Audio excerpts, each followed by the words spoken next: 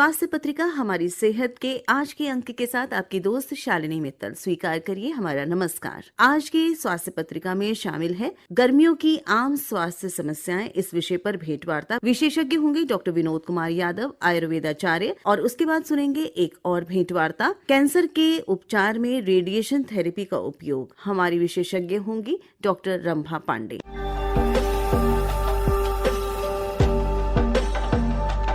तो आइए शुरुआत करते हैं। पहले सुनते हैं गर्मियों की आम स्वास्थ्य समस्याएं। इस विषय पर डॉक्टर विनोद कुमार यादव, आयुर्वेदाचार्य, CGHS में कार्यरत हैं। इनसे ली गई ये भेंटवार्ता। आपसे बात कर रहे हैं आदित्य कुमार। डॉक्टर साहब, गर्मियों के मौसम में आमतौर पे कौन कौन सी स्वास्थ्य समस्याएं होती हैं? देखिए, जहाँ तक गर्मियों के मौसम में आते ही एक्चुअली में वसंत ऋतु और ग्रीष्म ऋतु के बीच में एक समय होता है जब ज्यादातर समस्याएं और गर्मियों में आने पर समस्याएं आती हैं। उनमें सबसे पहले देखिए आजकल है जैसे प्रतिशाय, जुकाम, खांसी, उसके साथ फीवर आ जाता है। एक तो ये सारी आपकी समस्याएं हैं, और आजकल ओमिक्रॉन वायरस चल रहा है, इससे भी रिलेटेड लक्षण पेशेंट्स में मिल रहे हैं, लोगों को इन्फेक्शन हो। दूसरा चीज आता है कि इस समय पोलेंस बहुत उड़ते हैं और खेतों में कटाई होती है, उसकी वजह से जो धूल वगैरह उड़ती है उससे श्वास रोगों में काफी बढ़ोतरी देखी जाती है। स्पेशली जहां प्रदूषण की समस्या है वहां बच्चों में श्वास से संबंधित रोगों में ब्रोंकियल अस्थमा या तमक श्वास हम बोलते हैं, इनकी भी बढ़ोतरी होती है। इसके अलावा त्वक से संबंधित रोग यानी स्किन डिजीजेस, स्पेशली जैसे हमारे वंक्षण प्रदेश में साइड्स में गर्मी और ह्यूमिडिटी की वजह से कई सारी इचिंग या खुजली की समस्याएं हमारी पैदा हो जाती हैं हीट की वजह से, तो स्किन की समस्याएं काफी आती हैं। इसके अलावा और जो हम महसूस करते हैं जैसे कि साइनोसाइटिस आपने सुना होगा, जिसमें अधिकतर छींके आना, जुकाम होना, जुकाम जैसे लक्षण होना पर एग्जैक्टली वो जुकाम नहीं है, पर साइनोसाइटिस के लक्षण आना, जिसमें सिर दर्द होना, इस तरह की समस्याएं काफी आती हैं। तो इसके अलावा गर्मी एकदम से जब से ऐसे सडन बढ़ जाती है तो उसमें लू लगना, हीट स्ट्रोक, इससे बॉडी का तापमान बढ़ जाना, तो इस तरह की आम समस्याएं लोगों में काफी ज्यादा पाई जाती हैं। नींद की भी समस्या पाई जाती है, क्यों गर्मी की वजह से कई बार आदमी रात में सो नहीं पाता है, तो मानसिक इन्वॉल्वमेंट भी कुछ चीजों का होता है। तो ये कॉमन सी समस्या। हाँ, एक बहुत इंपॉर्टेंट है कि भूख कम हो जाती है, अग्निमांद हो जाता है, लोगों को भूख नहीं लगने लगती है, जिसकी वजह से भी थोड़ी गर्मियों के मौसम में ज्यादा दिक्कतें आती हैं। कोई व्यक्ति बाहर गया और उसको AC में बैठा हुआ है, हाँ, अचानक बाहर निकला तो बाहर बेहद गर्मी है, हाँ, इससे गला खराब हो जाता है, जी, बुखार आ जाता है। तो सर, बिल्कुल। इस समस्या का कारण और निदान हमें बताएं। देखिए, आजकल ज्यादातर गर्मी है तो सामान्य सी बात है, लोगों को ठंडा खाने की इच्छा होती है, जिसमें कि कहीं शादी पार्टी में गए तो कोल्ड ड्रिंक्स पी ली, चिल्ड कोल्ड ड्रिंक पी ली, या अपने ही घर में फ्रिज में ठंडा, बच्चे अक्सर ठंडा पानी निकाल के पी लेते हैं, बर्फ का इस्तेमाल करते हैं, आइसक्रीम्स का इस्तेमाल करते हैं। इससे क्या है कि तापमान अभी बदल रहा है, दिन का टेम्परेचर हाई है, रात में गिर जा रहा है, तो आपके एक्सेस चिल्ड होने से आपके गले में इन्फेक्शन तुरंत पकड़ लेता है, फिर आपको गला एकदम से हैवीनेस हो जाना, बुखार आ जाना, छींके आना, सिर दर्द होना, बदन दर्द होना, इस तरह के लक्षण से आप हो जाते हैं। चूंकि ओमिक्रॉन का समय चल रहा है तो इसलिए आपको कहीं भी हाँ मिलते जुलते से लक्षण है, और पर्टिकुलर पिक्यूलियर इस बार हम लोग लक्षण देख रहे हैं मरीजों में, जिसमें कि गले में बड़ा दर्द होना और सांस लेने में तकलीफ होना, ये स्पेशल लक्षण हम लोग देख रहे हैं। तो इनमें घबराने की बात कोई भी नहीं है, बल्कि थोड़ी दवा आयुर्वेदिक मेडिसिन लेने से ये आसानी से ठीक हो जाता है। 2-3 दिन आपको तकलीफ रहती है, फिर धीरे धीरे ठीक हो जाता है। तो औषधि के बारे में भी अगर आप कुछ बताना चाहें। हाँ, औषधियों में देखिए, आप एक तो ज्वर में हम इस्तेमाल कर सकते हैं, जैसे संशमनी वटी है, महासुदर्शन घन वटी है, हम एक विषमुष्टिक वटी करके भी यूज करते हैं, जिससे आपको नॉर्मल है। गले के लिए राहत के लिए आप कोई चूसने के लिए लवंग आदि वटी, एला आदि वटी, वेवशादी वटी, ये शास्त्रीय औषधियां हैं जो आप घर में, आपके मुलेठी है, आप मुलेठी का इस्तेमाल कर सकते हैं, सौंठ का इस्तेमाल कर सकते हैं, अदरक और शहद और तुलसी, काली मिर्च, इनके थोड़ा सा एक पेस्ट सा बना के थोड़ा थोड़ा चाट सकते हैं, बच्चों को चटा सकते हैं। और एक और बहुत अच्छी चीज़ है, मुलेठी हमारे यहाँ बहुत आसानी से उपलब्ध है, तो मुलेठी का भी आप चाय में भी यूज़ कर सकते हैं, दूध में बॉईल करके, और डायबिटिक पेशेंट्स भी जो है वो इसका डिकॉक्शन एक तरीके से गर्म पानी में, तेज गर्म पानी में आप 1 चम्मच डालिए मुलेठी को और उसके बाद हिला दीजिए। फिर जब मुलेठी नीचे सेटल हो जाए, बिना चीनी के आप इसको गरम गरम पी सकते हैं, तो आपके गले को बहुत राहत होगी और बिना कोई कॉम्प्लिकेशंस के आपका फीवर भी उतर जाएगा, आपका गला भी ठीक हो जाएगा और कफ बलगम जो बनता है वो भी आसानी से निकल जाता है। डॉक्टर साहब, अभी जो मौसम चल रहा है उसमें जी। हीट स्ट्रोक की जो प्रॉब्लम है, समस्या है, बड़ी आम है। बिल्कुल। इससे किस तरह बचा जा सकता है? क्या अगर किसी को इससे किसी तरह की क्षति हो चुकी है, जी, किस तरीके से हम उससे उबर सकते हैं? देखिए इस बार गर्मी जिस हिसाब से 1 अप्रैल से ही बढ़ी है, तापमान काफ़ी ज़्यादा, तो हमें जो है हीट स्ट्रोक या जिसे लू लगना आम भाषा में हम लोग कहते हैं, आप जब बिना किसी प्रोटेक्शन के बाहर जाते हैं और गर्म हवा की चपेट में आते हैं तो सबसे पहले कि आपके शरीर का तापमान बढ़ जाता है, जिसे आप फीवर की तरह नोटिस करते हैं। इसके साथ आपको जुकाम जैसे प्रतिशाय के लक्षण भी आ जाते हैं। ठीक है, लगातार बॉडी का टेम्परेचर बढ़ा रहता है, जिसमें सर दर्द होना, आपका मन न लगना, भूख बिल्कुल कम हो जाती है और आप सुस्त हो जाते हैं। तो मेरा ये कहना है कि आप कॉटन के गर्म कपड़े से अपने गले, कान, सिर और शरीर को ढक के बाहर निकलें। तेज धूप सिर में ना लगे। आप जो भी काम करना है आप अर्ली मॉर्निंग और शाम के समय में रखें, तेज धूप दोपहर में ना करें। एकदम जो ठंडे गर्म का बदलाव करते हैं, जैसे आप एसी से निकले तुरंत धूप में चले गए, कोशिश करिए धूप में जाने से पहले एसी को बंद कर दें, थोड़ी देर बॉडी को नॉर्मलाइज करें, साधारण तापमान पे आए और उसके बाद यदि आपको लू लग भी जाए, एक तो ठंडी जगह में रहें, शीतल गृह में आप रहें और ठंडे शरबतों का, औषधियों का आप इस्तेमाल कर सकते हैं। इसके अलावा यदि जैसे हाथ पांव तलवों में बहुत गर्म हो जाते हैं, बार बार हीट पैदा हो रही होती है, बॉडी का टेम्परेचर डिस्टर्ब हो जाता है, ऐसे में एक बहुत सरल उपाय मैं बताता हूँ आपको। हमारे यहाँ लौकी आती है, ठीक है, इसको आप पतले पतले बड़े बड़े पीसेस कर लें और जिस व्यक्ति को लू लगी है तो उसके तलवों में आप उसकी मसाज करें, गदेलियों में मसाज करें, तो इससे आपको बहुत जल्दी ही तापमान में फर्क पड़ेगा, आप में ठंडक मिलेगी। और इसका जूस भी पी सकते हैं, आंवले का भी जूस पी सकते हैं आप। जी डॉक्टर साहब, अगर आप अभी वर्तमान मौसम की हम बात करें तो उसमें अक्सर पेट की समस्याएं बहुत आम हो गई हैं। जी जी। तो इसकी क्या वजह होती है और किस तरह हम घर की जो उपलब्ध चीजें हैं जी। उनसे इनका इलाज कर सकते हैं? देखिए सबसे बड़ी बात ये होती है कि पेट की समस्या क्यों आती है। सबसे बड़ी बात है, जैसे ही गर्मियाँ आती हैं आपकी भूख कम हो जाती है, यानी आपकी जो अग्नि है उसमें मंदता आ जाती है, कमी आ जाती है, जिससे वो खाने का पाचन नहीं कर पाता। अब ये क्या है कि हमारे यहाँ गर्मियों में शादी ब्याह का भी फंक्शन होते हैं, लोग जाते हैं और उसमें भारी भोजन कर लेते हैं, जिसकी वजह से उनका पेट गड़बड़ हो जाता है और उस खाने को पचा नहीं। एक बार हो जाने के बाद फिर आपको दस्त लगाते हैं, लूज मोशन टाइप के कंडीशन होता है, कई बार फूड पॉइजनिंग की कंडीशन डेवलप हो जाती है। उसमें भी आप जो है ऐसी दवाई लेते हैं जिससे आपका बिल्कुल पेट एकदम से चोक हो जाता है, फिर क्या गैस बनने लगती है, अफारा आने लगता है और पेट में दर्द है और खाने की इच्छा ना होना, यानी आपको खाने की इच्छा नहीं होती है और उल्टी की फीलिंग आती रहती है। मैं आपको बताऊं, बिल्कुल जब भी आपको ऐसा हो, एक तो लंघन करना चाहिए, यानी थोड़ा आप भूखे रहें। जब आपको भूख की इच्छा हो तो आप बिल्कुल लघु सुपाच्य आहार लें, जैसे फलों के रस लें, आजकल सीजन में तरबूज आ रहा है, ऐसी चीज़ों का रस लें। एक तो ऊपर से खिचड़ी लें, पतली खिचड़ी एकदम से मूंग दाल की, उसका इस्तेमाल करें, कम से कम खाने को खाएं। और आप उसमें कुछ औषधियां हैं जो आप ले सकते हैं, जैसे कुटजारिस्ट है उसका प्रयोग सब कर सकते हैं, कुटज घनवटी है इसका प्रयोग कर सकते हैं। एक बहुत अच्छी है संजीवनी वटी, सब घरों में उपलब्ध है, हमेशा हमारे घरों में यूज़ होती है, संजीवनी वटी का आप उपयोग कर सकते हैं। इसके अलावा जैसे पेट में दर्द हो रहा है तो शंखवटी, जहाँ उल्टी की इच्छा हो रही है और खाने का मन नहीं, वहाँ शंखवटी 2 गोली सुबह 2 गोली शाम ले तो आपकी ये समस्या बिल्कुल ठीक हो जाएगी। और जब भी तबीयत खराब हो तो पूर्ण आराम करें, क्योंकि आराम और रेस्ट करने से इनमें काफ़ी लाभ आता है।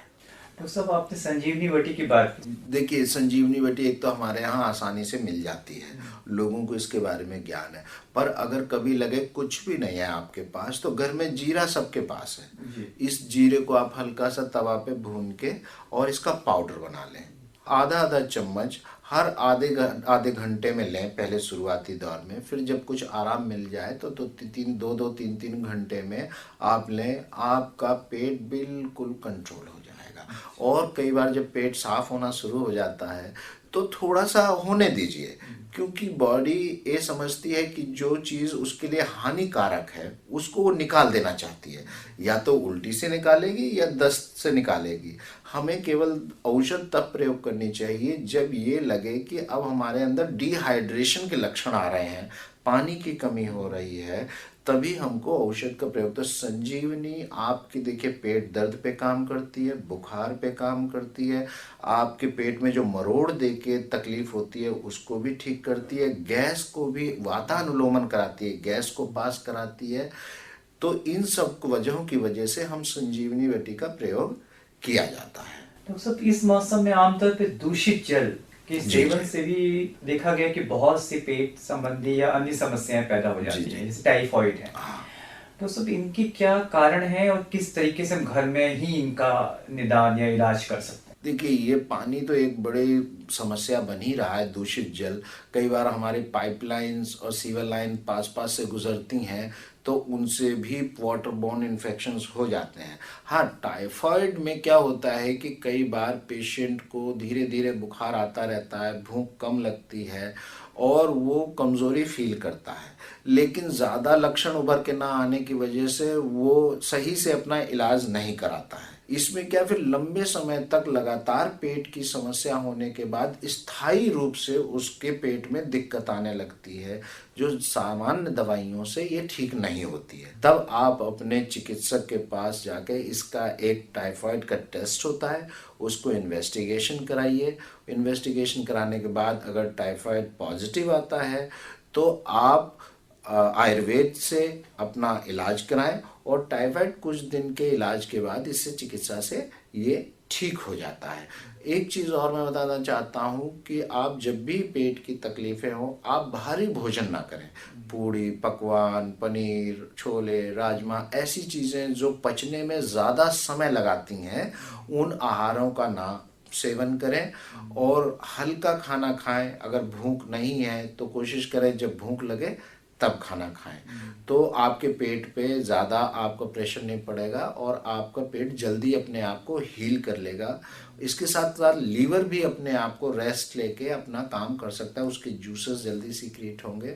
और टाइफाइड में भी आंतों में जाके ज़्यादा समस्या आती है, वहाँ सूजन सी बन जाती है लगातार, तो उसमें भी काफ़ी आराम आ जाता है। तो सभी आपने बताया कि ठंडे गर्म की वजह से साइनसिस की जो समस्या है जी जी वो बढ़ जाती है, तो उसका किस तरह से निदान किया जा सकता है? देखिए, एक्चुअली में कुछ लोगों को साइनस की प्रॉब्लम इस तरह है कि उनके नाक के भीतर की बनावट ही एक समस्या है। जैसे हम बोलते हैं नासाश या नेजल पॉलिप करके डायग्नोज होते हैं, जिसमें कि सांस लेने में ही पेशेंट को है। ऐसी समय में अगर उसको जुकाम खांसी हो जाता है, नाक में स्वेलिंग हो जाती है, तो रास्ता और नैरो हो जाता है, जिससे सांस लेने में दिक्कत होती है।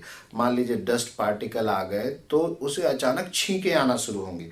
जैसे रात में आराम से आप अपने कमरे में सोए और फिर सुबह जैसे ही बाहर आए तो ठंडे गर्म वातावरण में जो बदलाव आया उससे सेंसिटिविटी डेवलप होकर छींकें होती हैं। फिर आपके नाक से पानी, आँख से पानी, सिर में भारीपन, और आपके लिए बड़ा डिफिकल्ट हो जाता है, ऐसा लगता है जुकाम जैसे हो गए। तो ऐसी अवस्था में हमारे पास लक्ष्मी विलास रस बहुत अच्छा होता है, 2-2 गोली आप ले सकते हैं। चित्रखरित की अवलेह, ये 1 चम्मच सुबह खाली पेट आप चाय, दूध, गर्म पानी से ले लें और शाम को भी ले लें। ये भी आपकी इम्यूनिटी और टेम्परेचर फ्लक्चुएशन, रोग प्रतिरोधक क्षमता को अच्छा करता है। इसके अलावा 2 तरीके के तेलों का प्रयोग हम कराते हैं, अणु तेल और षडबिंदु तेल। इनकी 2 से 3 बूंद आप नाक में डाल सकते हैं सुबह के टाइम में। रात के टाइम में भी आप सोते टाइम अपनी उंगली में लगा के नाक के भीतर लगा सकते हैं, जिससे कि आपके नाक के भीतर का मॉइस्चर ड्राई ना हो, ज़्यादा ड्राई होने की वजह से भी दिक्कत होती है। जिन लोगों को दिक्कत होती है वो एसी का ज़्यादा उपयोग ना करें, क्योंकि एसी की ठंडक से उनमें नाक में दिक्कत आती है और जिससे सांस लेने में दिक्कत आती है, फिर ये प्रक्रिया बनती रहती है। बाकी और इससे ज़्यादा है तो आप एक अच्छे आयुर्वेद चिकित्सक को दिखाएं और इस पे भी आपकी समस्या पूर्ण रूप से निदान हो सकता है। डॉक्टर साहब, आयुर्वेद हमारी अपनी देश की खुद की विधा है और हजारों साल से हमारे देश में चल रही है जी। और लोगों को आज भी इससे बेहद फायदा है जी। आज आप हमारे स्टूडियो आए, आपने हमें इतनी महत्वपूर्ण जानकारी दी, आपके लिए बहुत बहुत शुक्रिया। थैंक यू, धन्यवाद। गर्मियों की आम स्वास्थ्य समस्याएं। अभी आप आयुर्वेदाचार्य डॉक्टर विनोद कुमार यादव से ली गई ये भेंटवार्ता सुन रहे थे। आप आयुर्वेद विशेषज्ञ हैं CGHS डिस्पेंसरी में। और अब आगे सुनते हैं कैंसर के उपचार में रेडिएशन थेरेपी का इस्तेमाल। हमारी विशेषज्ञ हैं doctor Rambha Pandey, additional professor, department of radiation oncology. आपसे बात कर रही हैं प्रियंका श्रीवास्तव। तो डॉक्टर साहब, आपका बहुत बहुत स्वागत है आकाशवाणी के स्टूडियो में। नमस्कार। तो जब हम कैंसर की बात करते हैं और हम देख रहे हैं कि विश्व स्तर पर इनके केसेस में निरंतर वृद्धि होती जा रही है, तो आप किस कारणों को इसके लिए जिम्मेदार मानते हैं? कैंसर का इंसिडेंस दिन ब दिन बढ़ता जा रहा है, हम सभी इसको जानते हैं। इसका एग्जैक्ट रीजन बताना तो मुश्किल है, बट वातावरण में प्रदूषण, खाने पीने की चीजों में मिलावट, धूम्रपान, तंबाकू का सेवन और लाइफस्टाइल में सेडेंट्री हैबिट, ये सारे जो रीजन हैं बहुत हद तक इसके लिए रिस्पॉन्सिबल हैं। और इसके अलावा जो मेजर चीज मैं आपको बताना चाहूंगी वो है प्रोबेबली अर्ली डिटेक्शन। आज लोगों के बीच कैंसर को लेकर अवेयरनेस बढ़ता जा रहा है। मेडिकल फैसिलिटीज में काफी बहुत सारे अनुसंधान, बहुत सारे डिस्कवरीज और बहुत सारे लेटेस्ट एडवांसमेंट हुए हैं, जिसकी वजह से अर्ली डिटेक्शन पॉसिबल है। ये सारी चीजें मिलकर जो अल्टीमेटली हमें दिखता है कि कैंसर इंसिडेंस बढ़ता जा रहा है। तो जैसा आपने बात करी, रेगुलर स्क्रीनिंग्स है और टाइमली डिटेक्शन बहुत अहम रोल प्ले करता है। तो मैं ये जानना चाहूँगी कि आप हमारे श्रोतागणों को बताएं कि आज कैंसर के इलाज के लिए क्या क्या ट्रीटमेंट मोडालिटीज़ उपलब्ध हैं। आज की डेट में कैंसर में हम बहुत आगे बढ़ चुके हैं ट्रीटमेंट के हिसाब से। मेन कैंसर ट्रीटमेंट जो है, बेसिकली कैंसर का ट्रीटमेंट जो है वो मल्टी मोडालिटी ट्रीटमेंट हम कहते हैं। मतलब मल्टी मोडल अप्रोच होना चाहिए जब हम कैंसर का ट्रीटमेंट की बात करते हैं।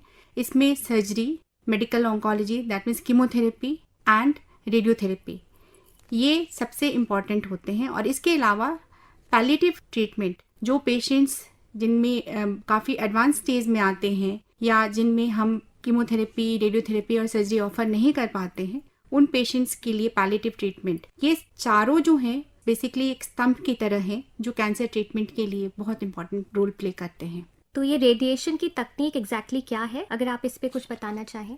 मैं एक रेडिएशन ऑन्कोलॉजिस्ट हूँ और रेडियोथेरेपी कैंसर के इलाज में बहुत इंपॉर्टेंट रोल प्ले करता है। Radiotherapy basically high energy x-ray, ये लेमैन के टर्म में लोग बोलते हैं कि सेकाई लगाने जाना है। एक्चुअली इट्स नॉट सेकाई, इस पे हम कोई गर्म चीज से सेकते नहीं हैं, बल्कि ये हाई एनर्जी एक्सरे है। इसलिए जब पेशेंट्स को रेडिएशन होता है तो उस समय उन्हें कुछ भी नहीं फील होता। दे जस्ट फील कि पेशेंट, हम मशीन पे गए हैं, वहाँ पे हम लेटे और वापस आ गए। So it's like x-ray and very high energy x-ray है जो कि ट्यूमर पे एक्ट करता है, उनके डीएनए को डैमेज करता है और इस तरह से वो कैंसर का इलाज करता है। इसकी ड्यूरेशन कितनी लंबी चलती है, इसके सेशंस कितने लंबे होते हैं? कैंसर ट्रीटमेंट में रेडिएशन जो है वो बेसिकली डिपेंड करता है कि कौन से कैंसर के लिए और किस स्टेज में हम दे रहे हैं। बेसिकली रेडिएशन जो है सिंगल फ्रैक्शन में भी दिया जा सकता है, मल्टीपल फ्रैक्शंस में भी दिया जाता है। मोस्ट कॉमनली जो यूज होता है फ्रैक्शनेशन, वो होता है हफ्ते में 5 दिन, 2 gray per day, 5 days in a week. Over a period of most of the cancers में जो ट्रीटमेंट है 4 to 6 weeks तक चलता है। कुछ ट्रीटमेंट जो लेटेस्ट ट्रीटमेंट है वो हम सिंगल फ्रैक्शंस में भी करते हैं, जहाँ पे बहुत हाई डोज रेडिएशन एक सिंगल फ्रैक्शन में हम देते हैं। तो क्या ये हर तरह के केसेस में, कैंसर केसेस में दिया जा सकता है? रेडियोथेरेपी का यूज़ कैंसर ट्रीटमेंट में क्यूरेटिव सेटिंग में भी होता है और पैलिएटिव सेटिंग में भी होता है। क्यूरेटिव सेटिंग में जहाँ पर हमारा ट्रीटमेंट का इंटेंट है उस कैंसर का क्योर। नॉर्मली जब पेशेंट्स हमारे पास अर्ली स्टेज में प्रेजेंट करते हैं या लोकली एडवांस स्टेज में जहाँ पे हम उनको क्यूरेटिव इंटेंट से ट्रीट कर सकते हैं, उन केसेस में हम रेडियोथेरेपी का यूज़ क्यूरेटिव इंटेंट से करते हैं। कुछ पेशेंट्स जो काफ़ी एडवांस डिजीज के साथ प्रेजेंट होते हैं या during the course of treatment recurrent disease या उसकी वजह से उनको मतलब काफ़ी एडवांस डिजीज हो जाता है, इन दैट कंडीशंस हम पैलिएटिव इंटेंट से करते हैं। क्यूरेटिव इंटेंट से रेडिएशन बेसिकली हम जैसे कैंसर सर्विक्स जो इंडिया में one of the commonest cancer among the female है, वर्ल्ड वाइड भी this is one of the commonest cancer females में है, तो इसमें रेडिएशन ट्रीटमेंट जो है बहुत इंपॉर्टेंट रोल प्ले करता है। एक्सेप्ट फॉर बहुत अर्ली डिजीज जहाँ पे सर्जरी पॉसिबल है, most of the cancer cervix का ट्रीटमेंट जो है वो रेडिएशन से ही होता है। तो ये क्या हर तरह के आयु वर्ग के लोगों को दी जा सकती है, जैसे गर्भवती महिलाएं हैं, लैक्टेटिंग मदर्स हैं या छोटे बच्चे हैं, इनको ये दी जा सकती है? रेडिएशन हर आयु में दिया जा सकता है एक्सेप्ट फॉर जब छोटे बच्चे होते हैं, तो हमारा कंसर्न होता है क्योंकि छोटे बच्चों में growth is a major concern. तो उसमें क्या होता है कि जब बहुत कम एज में हम देते हैं तो जिस पार्ट में हम रेडिएशन देते हैं उस पार्ट का रेडिएशन की वजह से ग्रोथ रुक जाता है। सो वो हमारा बहुत महत्वपूर्ण कंसर्न होता है जब हम छोटे बच्चों को ट्रीट करते हैं। इसलिए इन जनरल हम 3 साल तक के बच्चों को अवॉइड करते हैं अगर हम अवॉइड कर सकते। और गर्भवती, जहाँ तक गर्भवती महिलाओं का सवाल है, सो गर्भवती महिलाओं में भी अगर कोई ऐसे रेडिएशन के अलावा कोई और ऑप्शन है ट्रीटमेंट का जहाँ पे हम सर्जरी कर सकते हैं, जहाँ पे हम कीमोथेरेपी कर सकते हैं, तो जनरली हम सर्जरी और कीमोथेरेपी से ट्रीट करते हैं। जहाँ पे बिल्कुल ही हम अवॉइड नहीं कर सकते हैं उस कंडीशन में हम प्रॉपर मॉनिटरिंग के साथ, डोजीमेट्री के साथ, जहाँ पे हम पेशेंट गर्भवती महिला के बॉडी सरफेस के ऊपर मॉनिटरिंग सिस्टम रख करके बहुत कुछ केसेस में हम करते हैं जहाँ पे बिल्कुल ही अनअवॉइडेबल है and it can threaten her life. So वैसे कंडीशन में करते हैं, but we try to avoid जितना पॉसिबल हो सके। रेडिएशन थेरेपी में किस किस तरह के साइड इफ़ेक्ट्स आते हैं और ये कब तक सबसाइड हो जाते हैं? रेडियोथेरेपी के साइड इफ़ेक्ट्स जो है it depends on the site जहाँ पे हम ट्रीटमेंट करते हैं। जनरली ये मिथ है अमंग द पेशेंट की रेडिएशन थेरेपी करेंगे तो पूरी बॉडी में बाल चले जाएंगे या पूरी बॉडी जल जाएगी। ऐसा नहीं है। रेडिएशन सर्जरी के जैसा ही लोकल ट्रीटमेंट है। इसके साइड इफ़ेक्ट्स जिस पार्ट में हम देते हैं उसी पार्ट में होते हैं, कहीं और नहीं होते। सपोज अगर हमने किसी पेशेंट को चेस्ट में रेडिएशन दिया है तो उसके बाल नहीं जाएंगे क्योंकि हमने सिर में रेडिएशन नहीं दिया है। अगर हम सर पे रेडिएशन करते हैं ब्रेन ट्यूमर के लिए या किसी रीजन से या स्कैल्प कैंसर के लिए, तो उस कंडीशन में बाल जाएंगे क्योंकि रेडिएशन हमने वहाँ पे दिया है। आजकल बहुत सारे टेक्निक ऐसे हैं जिसमें ब्रेन ट्यूमर के लिए हम ट्रीट करते हैं, उसमें हम स्किन को स्पेयर कर सकते हैं और बाल हम वहाँ पे बचा सकते हैं। तो आजकल के लेटेस्ट टेक्निक का यूज़ करके हम बहुत सारी चीज़ों को मॉडिफाई कर सकते हैं। बहुत सारे साइड इफ़ेक्ट्स जो पहले के समय में होता था उनको हम कम कर सकते हैं, बट फिर भी कुछ साइड इफ़ेक्ट्स हैं जो होते हैं और उसी पार्ट में होते हैं जहाँ पे रेडिएशन होते हैं। उसमें से मोस्ट कॉमन है स्किन में साइड इफ़ेक्ट्स, जैसे रेडिएशन डर्मेटाइटिस हम बोलते हैं। जनरली इसमें इट स्टार्ट्स विथ थोड़ा सा रेडनेस होता है, उसके बाद लेटर स्टेज ऑफ रेडिएशन में 2nd-3rd वीक ऑनवर्ड्स थोड़ा सा डार्क डिस्कलरेशन ऑफ स्किन होता है। उसके बाद towards the end some patients may have skin desquamation, that means skin का पीलिंग होना। ड्राई पीलिंग से हमें मतलब ना तो पेशेंट को कोई परेशानी होती है ना हमें उतना कोई कंसर्न है, बिकॉज वी नो दैट कि रेडिएशन हम दे रहे हैं तो ये साइड इफेक्ट तो होगा। जब मॉइस्ट डिस्कॉमिशन या जहाँ पे स्किन पीलिंग के साथ थोड़ा सा वेटनेस आ जाता है तब हम उसके लिए कुछ मैनेजमेंट होता है which we do and normally that settles down. तो वो भी मतलब ऐसा नहीं है कि that will not settle down. बहुत रेयरली कम सम पेशेंट्स में सम अल्सरेशन और गैंग्रीन हो सकता है, that normally we don't come across. That is about the skin reaction. इसके अलावा अगर माउथ में हम रेडिएशन दे रहे हैं तो वहाँ पे म्यूकोसाइटिस हो सकता है जिसकी वजह से पेशेंट को थोड़ा बहुत खाने में तकलीफ हो सकती है during the course of radiation. Early part में नहीं होता है but towards the end of the treatment it can happen. And अगर ऐसा होता है तो उसके लिए भी सिम्टोमेटिक मैनेजमेंट्स हैं जिससे पेशेंट सेटल डाउन हो जाते हैं। All this side effects, these are all acute side effect which happens during जो रेडिएशन के समय होता है। ये साइड इफेक्ट के लिए हम ड्यूरिंग द ट्रीटमेंट मैनेजमेंट करते रहते हैं और ट्रीटमेंट कंटिन्यू रखते हैं, मॉनिटर करते रहते हैं एंड ट्रीटमेंट कंटिन्यू करते हैं। तो क्या ये केमोथेरेपी या और किसी थेरेपीज के संग भी साथ में दी जाती है at different stages of the treatment? Yes, radiation therapy के साथ साथ हम कीमोथेरेपी भी दे सकते हैं। बहुत सारे कैंसर्स में, जैसे कैंसर सर्विक्स की मैंने बात की या हेड एंड नेक के कैंसर्स की बात की, इन जगहों पे जो कीमोथेरेपी है वो रेडिएशन सेंसिटाइजर, दैट मीन्स रेडिएशन के इफेक्ट को बढ़ाता है और उस समय हम रेडिएशन के साथ साथ कीमोथेरेपी देते हैं। इसके अलावा और भी बहुत से तरीके हैं जहाँ पे हम सैंडविच करके, जैसे पहले हमने 1-2 साइकिल कीमो दिया, फिर उसका रेडिएशन दिया, फिर कीमो दे सकते हैं। तो it can be combined with radiation can be combined with chemotherapy और सर्जरी, सबके साथ कंबाइन कर सकते हैं। डिफरेंट कैंसर और डिफरेंट पैथोलॉजी के हिसाब से वो डिसीजन हम लेते हैं। कैंसर से जुड़े कुछ मिथ्स भी हैं जो आप यहाँ पर शेयर करना चाहेंगी?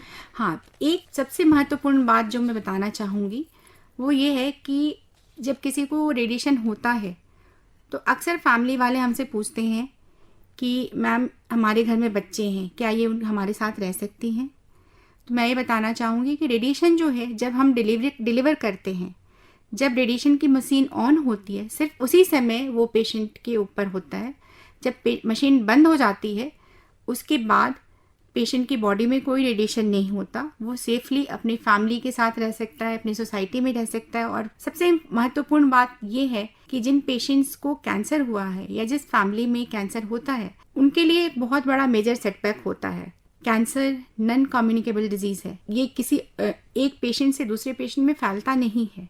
इसलिए ऐसे पेशेंट्स को सोसाइटी का सपोर्ट, फैमिली का सपोर्ट, सबका सपोर्ट चाहिए होता है ताकि वो इस ट्रीटमेंट को अच्छे से करा पाए। और उस समय मोरल सपोर्ट, सोशल सपोर्ट, हर तरह का साइकोलॉजिकल सपोर्ट दे नीड, और वो हमें as a citizen, as a neighbour we should provide, as a friend we should provide to our such patients. तो आप क्या मैसेज देना चाहेंगे हमारे श्रोतागणों का उनका लाइफस्टाइल किस तरह का होना चाहिए जैसे कि इन सब चीज़ों से बच सकें? आज के समय में हर जगह पोल्यूशन और मिलावट का ज़माना है, तो मैं ज़्यादा तो हम इसमें कुछ कर नहीं सकते। जो हम कर सकते हैं वो ये है कि अपने हेल्थ का ध्यान रखें, जितना हो सके हेल्दी फूड खाने का कोशिश करें, एक्सरसाइज करें, कुछ नियमों का पालन करें जो कि हमें हेल्दी रहने में हेल्प करे। आज जैसे कैंसर के इलाज में तरह तरह की टेक्नोलॉजीज़ आ गई हैं, एडवांस टेक्नोलॉजीज़, तो उसके बारे में मैं चाहूँगी आप कुछ बताएं। जैसे जैसे कैंसर का इंसिडेंस बढ़ रहा है वैसे वैसे इस फील्ड में रिसर्च भी काफ़ी आगे जा चुका है,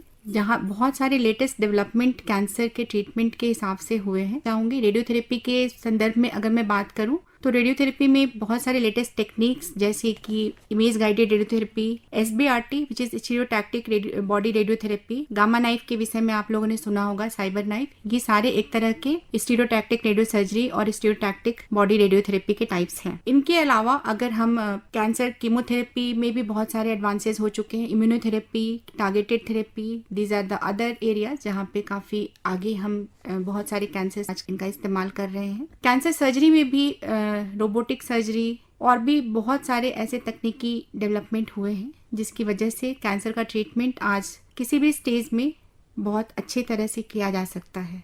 तो आपने जैसे हमें कैंसर के उपचार के बारे में बताया, पर हम हमेशा सुनते हैं कि prevention is better than cure, तो उस तरह का हम चाहेंगे आप हमारे श्रोताओं को कुछ सुझाव दें। बिल्कुल, जब भी हम कैंसर की बात करते हैं तो अगर हम प्रिवेंशन की बात ना करें तो ये बात अधूरी रह जाती है। आज के समय में कैंसर इंसिडेंस इतना ज़्यादा बढ़ चुका है कि cancer is one of the major killer. इससे बचने का सबसे सरल उपाय यही है कि अवेयरनेस अमंग द पीपल, चाहे वह दूर दराज के एरिया में, आज हम आकाशवाणी पे बैठे हैं, आकाशवाणी दूर दराज के इलाकों में भी सब लोग सुनते हैं। तो मैं अपने सभी भाई बहनों, दूर दराज में रहने वाले भाई बहनों को ये बताना चाहूँगी कि अगर आपको कोई भी सिम्टम है कैंसर से रिलेटेड, जैसे आपके बॉडी के किसी पार्ट में कोई स्वेलिंग है या आप कहीं से ब्लीडिंग हो रही है, जैसे गर्भाशय से ब्लीडिंग होना, मुंह से ब्लीडिंग होना या खांसी के साथ ब्लड आना, इन सब सिम्टम्स को आप नेग्लेक्ट ना करें और डॉक्टर की सलाह ज़रूर लें। अर्ली डिटेक्शन से हम कैंसर को पूरी तरह से ट्रीट कर सकते हैं, बट अगर हम सिम्टम को नज़रअंदाज करेंगे तो डिजीज़ एक ऐसे स्टेज पे पहुंच जाती है जहां पर हम उसका ट्रीटमेंट नहीं कर पाते और पेशेंट की सफरिंग को हम कम नहीं कर पाते। आज के समय में कैंसर इंसिडेंस इतना ज़्यादा बढ़ चुका है कि आफ्टर द एज ऑफ 45 और 40 you should go for regular screening so that हम कैंसर को उस स्टेज में पकड़ सकें जब वो सिम्टम्स भी हमें नहीं आए and we can cure the cancer. बिल्कुल, तो आपने बहुत विस्तृत जानकारी दी है इस विषय पर और मुझे उम्मीद है लोगों ने रेडिएशन थेरेपी के बारे में आज जो एक विकल्प हम लोगों के सामने है कैंसर के ट्रीटमेंट में, उसके बारे में काफ़ी जानकारी उन्हें मिली है और लाभान्वित हुए होंगे। तो उसके लिए बहुत बहुत धन्यवाद। धन्यवाद।